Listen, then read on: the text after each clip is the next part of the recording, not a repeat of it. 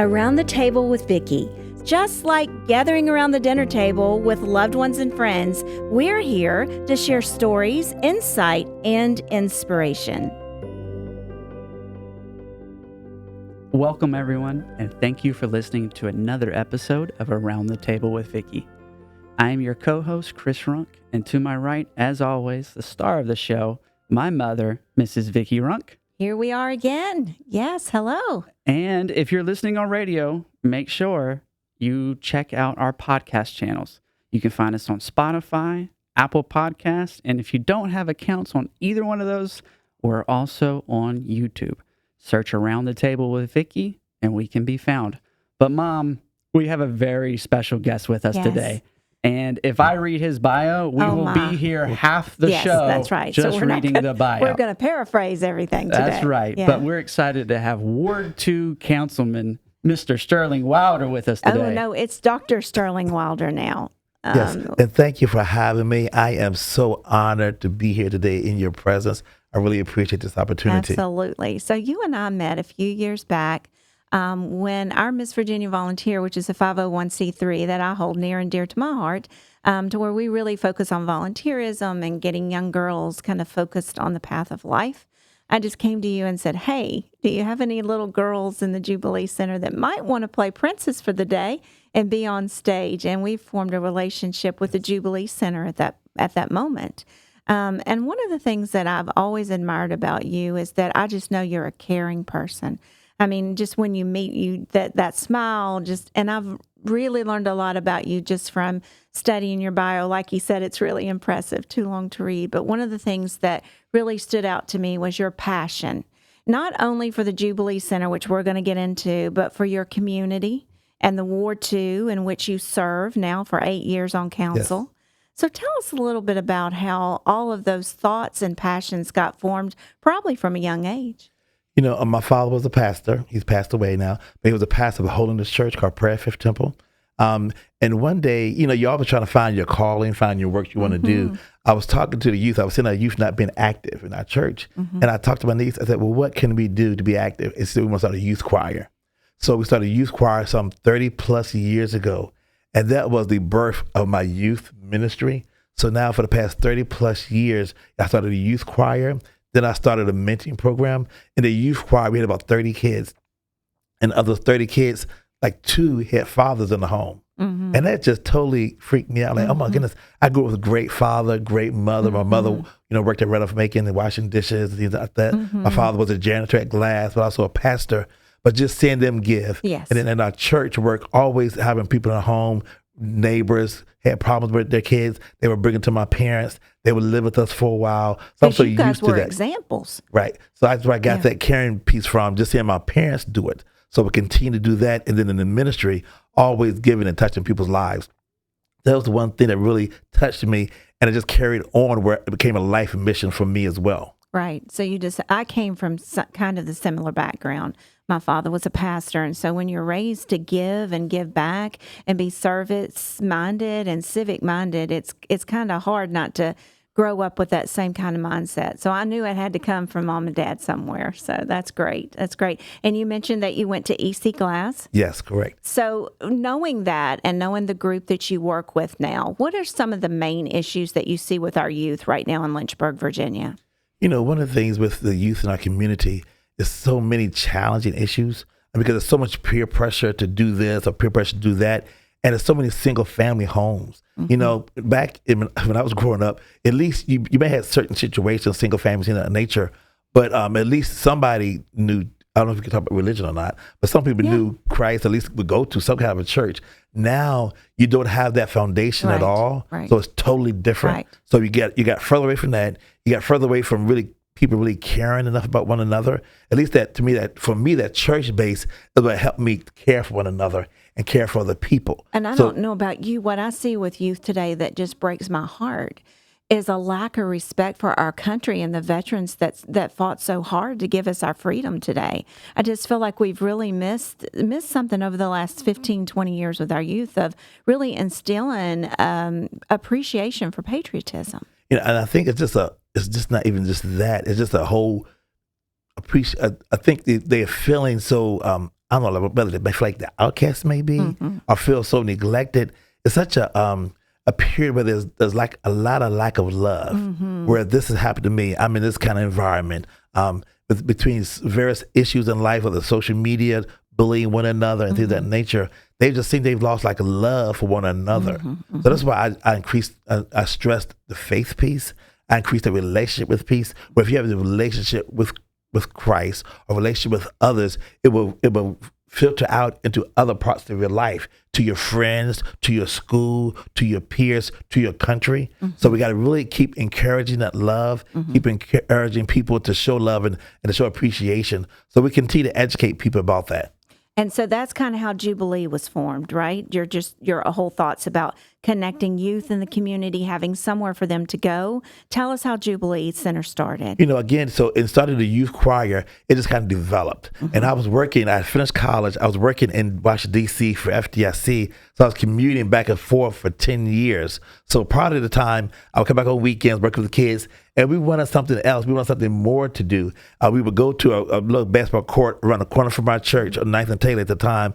And it would rain, so we couldn't go play basketball. So I said, what would it be like if we had our own facility with a computer lab, with an education center, with tutoring, with our own basketball court, our gymnasium? And that's how the vision started over 30 years ago. And now the Jubilee Center is celebrating its 25th anniversary. Yay, and we're happy so birthday. excited about that. So a place for children as well as adults to come and learn and grow. Well, Christopher, you and I have been down. You played basketball as youth. Yeah, I was going to tell that story. Growing up, the Jubilee Center holds a great memory for me because I used to, believe it or not, I used to play some travel basketball. Okay, excellent. And that gym is where we would come and practice at. So it was extremely important to be able to have that space to come to. And I know so many other people have enjoyed that gym. One thing with the gymnasium, we get persons from all parts of our community, not just in Ward 2, but persons from Forest, Bedford County, Amherst County. Even when Lincoln was building their gym, they're renovating the school at Lincoln Middle. Yeah. They used our gymnasium for their home game because they couldn't have home games, and the parents were so upset. And one of our board members, Susan Carrington at the time, she goes, well, we could use Jubilee. And they came there for the home game, which is really amazing. But isn't it great for those kids to see other kids coming in and, again, mixing the two populations together and really giving hope? Because I really think that's what it all boils down to, is that we have to create a community and an atmosphere for our children to where they know there's hope in a world that is so hopeless at times. And, great community leaders like you have spent their life really endearing that message to that population. And I couldn't be more proud to have a little tiny part of, fostering those little princess girls once a year. And it's really shown to me that I think we need to talk about it more. Like, what can our community do? What are some of the things that you need right now at the Jubilee Center that if we put it out there on the airwaves here in Lynchburg, Virginia, that we could muster up some interest for some folks to help you? One thing that's so important for us, as you mentioned, so important for us that we have go beyond those walls, those barriers, and from all parts of our community. And the gym always does that. I would go into the gym, I might see a doctor's kid work with a kid whose father might be a janitor. And they're just kids, regardless of the color, regardless of what your zip code is. It's so beautiful to see them together. So again, I think it's important for all of us to continue to work together. It's for all of us to kind of volunteer together. We always need volunteers. During the school year, we have about 20 plus volunteers a day, mainly from Liberty, some from University of Lynchburg, mainly from Liberty. During the summertime, we don't have those volunteers. So you need some volunteers. We always need volunteers, especially during summertime, which is our busiest time because we have kids there all day from 7:30 till 6 Monday through Friday. So you always need volunteers. We always look for people to do different camps. Like during the summertime, we'll get maybe Thomas Road, they'll do a camp, or Timberlake Baptist, they'll come in and do a camp, or First Presbyterian, they might come and do a camp for the kids. So we're looking for different organizations to come and do camp for a week. And it's almost like a vacation Bible school. Right. They'll come in for a week, and like a vacation Bible school type camp for our kids. So we're looking for partners right off college. They would do a camp for science. So I was looking for partners to do that. I was looking for individual mentors to help mentor children. Well, let's do that then. Lynchburg, you heard him. Let's start ringing down there and sharing some of your time. I know from being there myself that it is more of a reward for me to spend time with those little girls than anything I've done that day. There's nothing more important than investing back, especially in a child. Talking along those lines, what is some of the most important success stories that you want to share with us about the Jubilee, or what are some things that kind of stick out to you over the years? Over the past 25 years, we have had some major success stories. I might have seen so many lives being transformed. One young lady is Shalonda. Her mother lived in a Habitat house, and they had some situations. So the kids, it was like 8 of them, and they were placed in foster care. So my sister ended up taking in about 4 of them as foster parents. And then one of our math tutors, Mr. Park, he was a retired engineer for BWXT, and he would kind of really shelter her. His father was had been a math dean at NC State. So he saw how brilliant Shalonda was. She was at the Ghost Center, how brilliant she was. He kind of became her surrogate grandfather. So when she finished Heritage, she ended up getting a full ride to NC State University. Wow. And just now, she's working all over the country in the healthcare industry. Yes. There might be somebody she can work here one day. No, Yeah. We're working in the healthcare industry, more so with testing and checking to see if the accuracy of the records and that nature. But she goes all over the country. And the other day, I just think here, this young lady grew up in a home with some situations, some serious situations that you wouldn't even imagine living like that. And now here she is, a single young lady. And the other day, she sent us a text because she's so close to my family. My sister has passed, but she's so close to my family. She was going to Spain. Wow. I just think this young lady who grew up, really being they were homeless at one point, and now here she is working in the industry all over the country, living in Raleigh. Person in a society that has really excelled in areas that we would have no one would have given her a chance. Exactly. And you provided an environment and fostered relationships and communication with people. And that's just wonderful. How wonderful is that? It takes that village. So all of us from different parts, whether Mr. Park is a math tutor, my sister, the foster parent, also being the tutor at Jubilee. Again, just putting your arms around people. Because sometimes families have situations. Yeah. So that's where that community comes in. I don't have any biological kids. I've fostered about 30 children over the past 25 years. Yeah. I don't have any biological children. But again, all of us, it's the village. Yes. All of us working together to shape our kids, to mentor our children, to be there to support them. Well, and I wanted our listeners and viewers to understand that it's right here in Lynchburg, Virginia, downtown. What's the address? It's 1512 Florida Avenue in the beautiful city of Lynchburg, Virginia. That's right down there in all the historic part of town. Yes, ma'am. And I just want to, again, I know I keep talking about how wonderful I think you are, but your heart, your vision, the Bible talks about where there's no vision, the people perish. Yes. And you saw from a young age that you're going to need to break down some walls for these children. And you're right. It doesn't matter what color we are. It doesn't matter whether we're from Forest, Boonesboro, or Ward 2. It doesn't matter. We're all a community, and we all have an obligation, no matter how you feel about things. We all have an obligation. I talk about taking care of the elderly and the children. Yes. We can put our differences aside and do that. Then we're going to have a great community. We talk about how great we want Lynchburg to be, but in order for it to be great, it takes all of us working to do great things. And that's so crucial. But I love that song.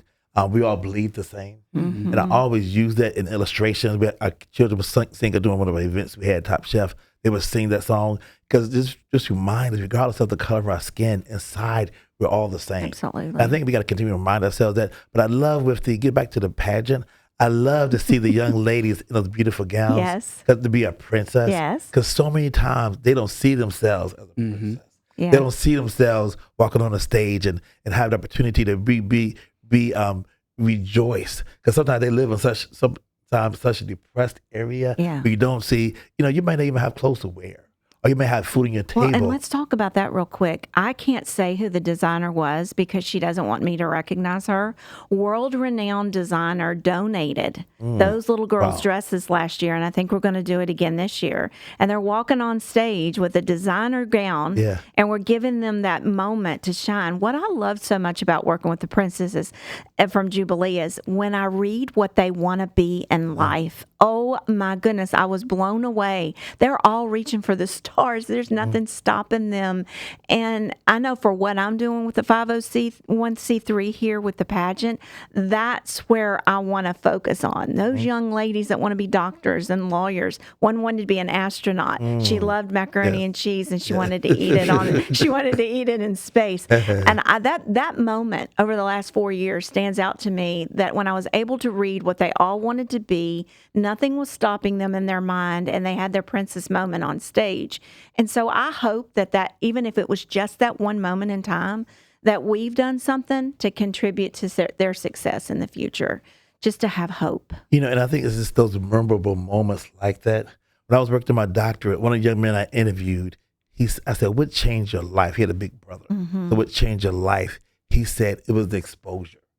And we want to give our kids exposure to events like the pageant.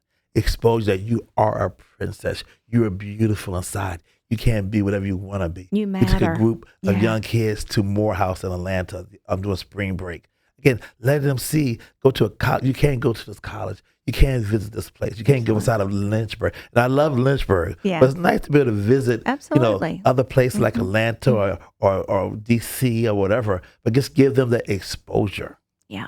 You mentioned about Top Chef just a few minutes ago. Tell me a little bit about it. I know our listeners want to know as well. We have one of our annual fundraisers called Lynchburg's Top Chef, where chefs compete different dishes. They do an appetizer and they do an entree for the event with some of these great chefs. And we're so excited. We also honor certain people during that event. This year, we're going to be honoring you at the event. I'm so excited. We had to honor you because, again, what you do for our girls at Jubilee is amazing. Oh.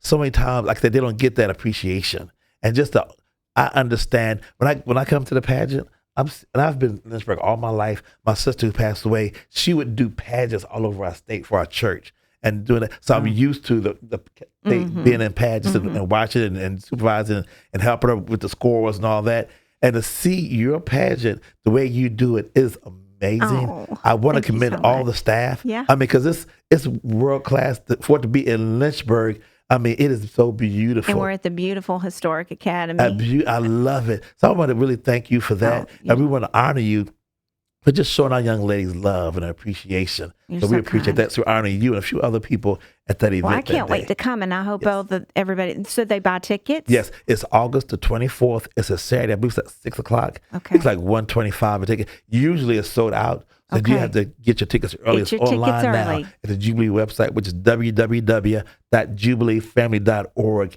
You can go online and get a ticket, but it's always sold out. I'm so happy to be with you. I'm so excited. I love to come be with you guys down there, and I'm honored more than you know to be a part of all that you're doing. I haven't had breakfast, so now I'm hungry. Top shelf. Sterling, I know how important a name is, and I know being the co-founder that there had to be a thought process behind the name Jubilee. I'm kind of interested to know the story of that. I love that. Well, what happened? We were just trying to decide for the name of Jubilee, and we got a group of Habitat partners. They had just built Jubilee Heights. Okay. And Mayor Whitaker was the mayor at the time. Yes, I remember. And he was suggesting that we need to be something for families to do, a community center or something. So Kevin Campbell was the director of Habitat at the time. Okay. And he would help. He got us all together. And we were trying to decide what to do, build a community center. I had just moved back to Lynchburg full time, and I wanted to build a community center with Mike Anderson and several other people. So we formed the board, and then came trying to think of what the name would be. And since we were close to Jubilee, we selected that name, Jubilee Center. And some people said, well, it's just for Habitat family, but it's not. It's for everybody in our community. Yeah. And we love what Jubilee means, like it's 50th year, and also 50 when they, I think, forgave all the debts in our community back in that time period. And again, it's like debt forgiveness. So we wanted people to aspire. When you think of Jubilee, jubilation, jubilant, and just have excitement when you say the word Jubilee. So we love that name. Yeah, happy place. Yes. Absolutely. I'm forgiving all this stuff. It's a new start for me, that kind of thing. Yeah. So Jubilee in our community. Well, I know when I go visit, I take our state title holders down, and they get to meet her and see her crown and sign on. She signs all of their little cards and stuff she takes in. Those little girls have so much energy, and they're so creative and so kind. Their questions never end from the minute we walk in. And they pretty much just look at our state title holders and say, I want to be a queen one day too. And I want them to know they can be. Yes. There's nothing stopping them. And so we're a friend for life. And I just want you to know that. So let's switch now and talk about your council journey and all your service you've given to the Lynchburg community. Tell us how long you've served and really what got you interested in that. Well, I served 9 years on Lynchburg School Board, and that's the maximum you can serve on Lynchburg because you're appointed by City Council. And after that, we have to go to City Council for our funding. So you want to make sure you're at the table, like we're at the table today. Yes. And that's so important, whether it's a white table or caramel table or the red table with Jada Pinkett, whatever. So you want to be at that table. So that was the next logical step because they controlled our funding. And I said, if I'm at the different table, you want to be at the education table with kids, but if I'm at a different table for our city to make sure when you're from Lynchburg, you have a passion for your community. When you're working in the community, you have a passion there. And because of my passion, I wanted to be at that next table to help guide our city, help have that vision that our city for continued growth. That's why and for you to be able to educate them about what they really needed there. To make sure voice. that voice, right? Yeah. You gotta tell people you gotta be at that table to have that voice. Whether it's board leadership, whatever board you might be on, you want to make sure you have a seat at that table. I did a little thing about a seat at the table, trying to get more people because I'm getting older. So I'm trying to make sure train the next group of people how to get involved in boards. I serve at about 10 different boards, for the Free Clinic, Community Access Network, Inclusive Communities, or whatever, a workforce board. You want to make sure you have a seat at the table, that you're part of the conversation. And I know this lady from Amherst, she said, if you're not at the table, you're going to be on the menu. That's so right. I want to make sure that we're at the table and we have a seat at the table. Well, and I talked about earlier in the beginning of this podcast about how, as a woman, so many times there wasn't a seat at the table for me. And I kind of had to make my own.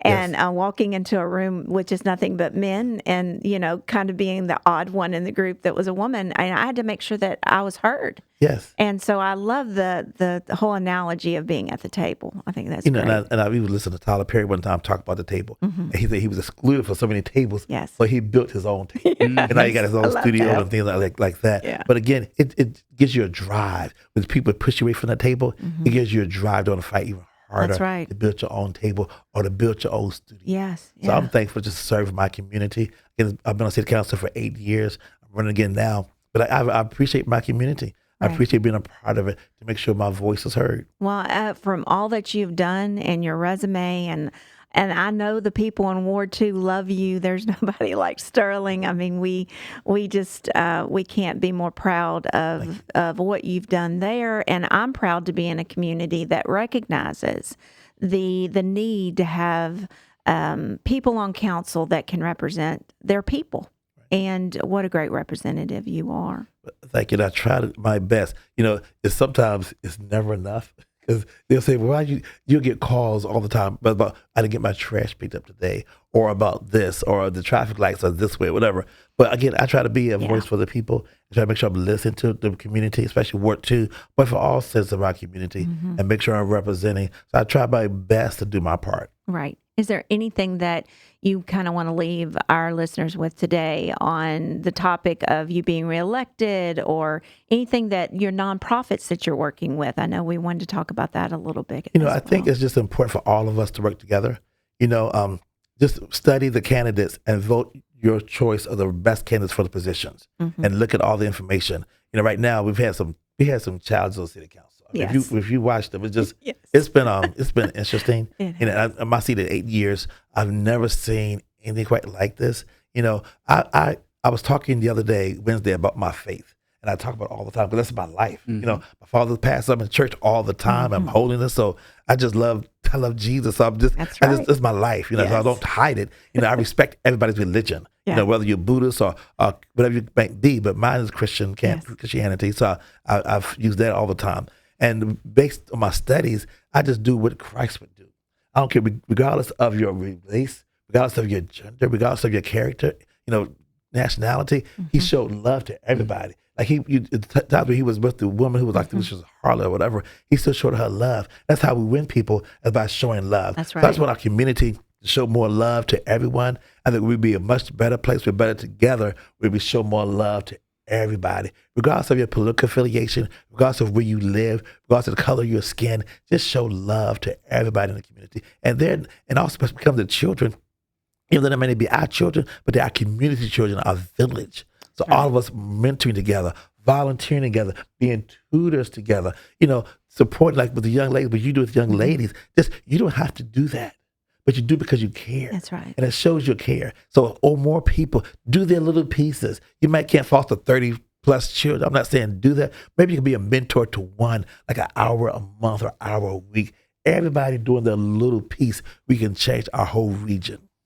Well, I really think that, when state and local politics become more about the people and less about those that are serving the people is when we'll see a change. Right. And so I would agree with you. So many times I'm asked about, well, what are you going to do for the seniors in this community? And one of the first things I say to the people that I work for, which is, 60 and above these days, is that you need to really study who you're electing at those levels, because they're making the decision on funding. They're making the decision on what's going to happen for seniors in our community. At a state level as well, where is gap funding going to come in? Yes. Who is going to help take care of our seniors when it really gets bad in a few years and there's not enough beds for people and there's not enough funds for people? So I encourage our population of seniors really look hard at the people that you're electing, because that ought to be part of their passion. Yes. That should be part of their statement is, how can we continue to take care of seniors in our community? Yes. Do you see anything with senior citizens in the community that we're actively working on that would make a difference? We just opened, not we, but as a partner, we opened up a new area on Florida Avenue called the Florida Avenue Terrace as apartments for senior citizens as well as persons with disabilities. And then a process of trying to do another development, about 40 houses, like townhouse type styles, more so for senior citizens and with disabilities. So continue to partner with people like that, with various groups, make sure they're educated on those processes, and also whatever our community can do to support them, whether the area on aging or whatever the case may be, doing our part to make sure we as a community are working together to make sure our needs of our seniors are being met. Right. And I think that, again, rallying the community about this conversation is, I'm sure you always need things for those apartments and things too, where people are limited on income and resources. And I'm sure that if there's people listening that want to get involved in helping some of those folks, you'll be able to. And the Rush Homes are in charge of that particular project. Okay. I just believe in partnering with it. And what's one thing about Jubilee, whether it's the Big Brother, Big Sisters, Boys and Girls Club, we believe in partnering. And through my city council role, I'm able to partner with Rush Homes, which is doing an amazing job. I mean, the new apartments, I don't know if you've seen them or not, they are beautiful. Yeah. Well, so housing thankful. is a big deal for seniors. Yes. Because not everybody can go and give the high dollar cost that it's costing now for living. And then what I see so much of is seniors having to choose between whether they're going to eat or get their medications. Yes. And we have the ability to do something about that, So Airing on Aging is a great resource to call for if you're having some of those issues, and they can hook you up with good resources. Yes, and Meals on Wheels, doing meals. I was transporting meals with them before. I just think it's important for all of our community partners to work together, and in the community, those who have resources, to make sure you continue to give back. And whether it's driving cars for the Meals for Wheels, and I know they also have things for pets. Yes. A lot of people have pets or cats that need some food for. But I just becoming the nonprofit world, like through United Way, in that process, I get to see a whole nother section. City council is like one piece, and it's not the most pleasant piece sometimes. But I get to be in my United Way piece, and I can see, like with you, such giving spirits, and that encourages me. I've gone to city council meetings where I have cried, where I've left the meeting crying, because my God, my heart is hurting. Because you love something, it hurts. Yeah. But I go to like a United Way event and hear all the great stories. I went to the event for the Red Cross, and oh my goodness, they have an annual breakfast. If you haven't gone, you need to go to that. The stories are so touching. And they had one young lady who they brought back. A lady had gave her, I think the child had almost died in a pool, and the person did CPR on them like 20 years ago. and they brought them both back Oh, wow. together, Yeah. which is just so beautiful. Now I think the young lady who she said, like, is a nurse. Yeah. It was like just a full circle story. But again, it just shows all the great stories in our community, how people do work together. We can focus on the divisions all the time, but if we focus on those good stories, those positive stories of people that do give back, of people that do care, of how you do for young ladies. Again, that just blows my mind to see those. If you got to come to the pageant, that's so right. beautiful. August the 3rd. To see those young girls just come out on stage, it's just so heartwarming. I mean, really, it brings tears to your eyes because the kids, kids who never really been appreciated, who there's just so many challenges in life, but they can leave that like That's I think right. about Cinderella. That's Cinderella How moment. she left Yes. that horrible situation she was in for a night. Yeah. I was able to have a transformational event, but that transformational event was not just that night. It stayed with her the rest of her life. And it's again for our kids, our young ladies, that transformational night is changing their life. It's planting seeds. Yeah. And we talk about the Bible, planting seeds, and those seeds will grow. So that one night, you're planting seeds in them. Say, I am a princess. That's right. I can excel. I can be great. I am an achiever. I can't be that lawyer I'm talking about eating macaroni and cheese on the moon. That's right. Whatever it be. Now with Elon Musk, you can probably do that. Yeah, you know? that's right. So again, it's such a transformational event. So I get to focus on my nonprofit piece. I get to focus on all those great stories like that. I'm hearing them all the time, and it lets me appreciate my community even more. Well, thank you, Sterling, for being with us today. And again, I'm so honored to be a part of those little girls' lives. It's what I do for with the pageant, and it is on August 3rd at the Academy. Looking So come forward out to and see it. Sterling and I with those little girls. Yes, You won't want to looking miss forward it. to it. Yeah. Well, Sterling, thank you again for being here. Sadly, we have to wrap it Oh, up. wow, I'm enjoying We'd love this. to have you back. But Mom likes to end every show with an inspirational quote. Yes. She has a special quote prepared Okay. for us today. Excellent. So hit it, Mom. May you run towards experiences that stretch you. May you choose heights that require you to use your neglected wings. May you delight in your growth, overshadow your fear, and may it be so, and so it is. Talking to Sterling today, reading that quote, use your wings to fly, use your community to get involved in, and I'll see you next time.